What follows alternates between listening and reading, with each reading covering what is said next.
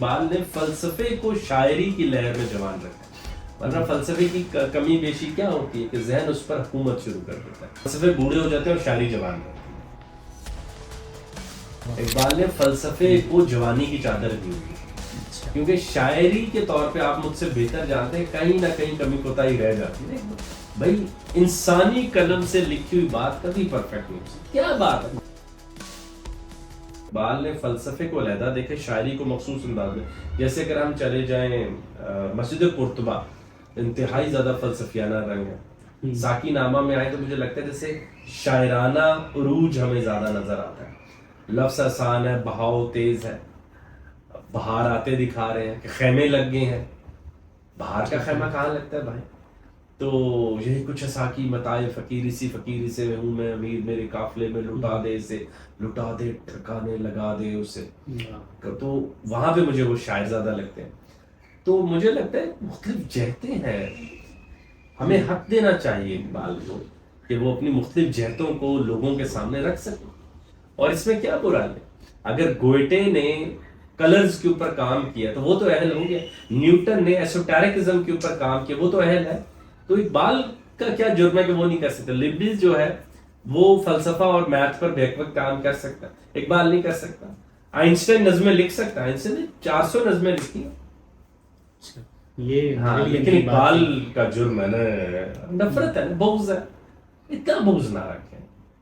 اور پھر مجھے ایک وہ ضرور بات کو پوچھتا ہے، یہ فلسفے میں ڈگری کر کیا فلسفی بنتے ہیں، تو افلاطون کا کیا بنے گا؟ ایک آدمی جو علم سے محبت رکھتا ہے اور علم کو نت نئے زاویوں سے دیکھنے کا ذوق رکھتا ہے، نئے زاویے اس کی طرف آتے ہیں، مطلب جتنا اقبال نے آدم کو یا کلاسیکل انداز میں آدم اور خدا کی یا ٹیمپورل اور پرماننٹ کی ملاقاتوں کے جو منظر پیش کیے، وہ فلسفی ہونے کے لیے کافی نہیں ہے،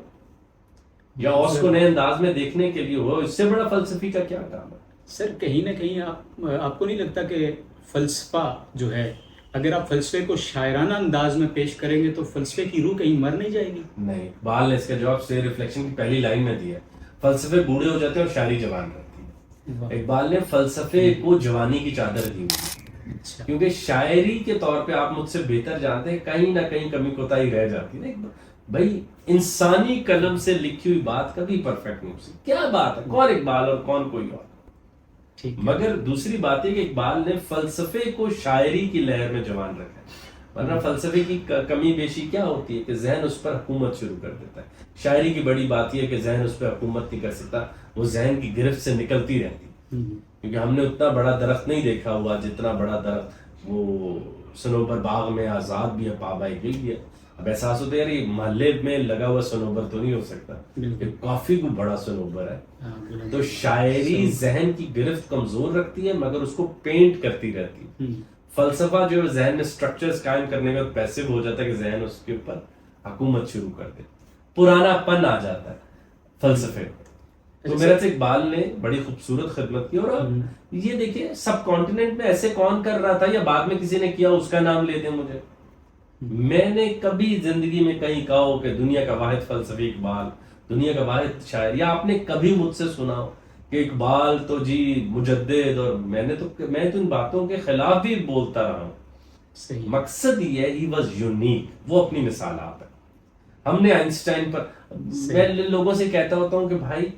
وہ شیکسپیئر کے گھر نا اس کی نظم لٹکا دی گئی ہے اقبال کی، اس کے پیچھے بھی اقبال نے قبر سے نکل کے کوئی لابی کی ہوگی۔ دوسری بات آپ کے آگے رکھ دیتا ہوں، ای ایم فاسٹر 22 دفعہ اسے نامینیٹ کیا گیا نوبیل کے لیے، تو ای ایم فاسٹر نے کتنی بڑی بات ہمارے آگے رکھی کہ رابندر ناتھ ٹیگور کو تب جانا گیا مغرب میں جب نوبیل ملا، لیکن اقبال کی سلطنت اپنی شاعری کی وجہ سے قائم ہو چکی تھی۔ چھوٹے لوگ نہیں، فرڈیننڈ ماؤنٹ نے بھی ریسنٹلی بہت بڑے پرائم موور اپنی کتاب میں کہا کہ مغرب کے فلسفے اور مختلف لکھاریوں پہ شاید ایلیٹ کا بھی اتنا عبور نہیں تھا جتنا عبور ہم نے اقبال کو دیکھا۔ اس نے کانٹ بھی پڑھا، مارکس بھی پڑھا، کانٹ اس طرف کا، مارکس معیشت کا، اس کو بھی پڑھا۔ ہند میں آئے تو وشوامترا جی سے برتری ہری سے شروع کیا، جرمنی میں گئے تو گوئٹے کی مداحی میں آگے نہیں، اور پڑھے اوریجنل ورکس۔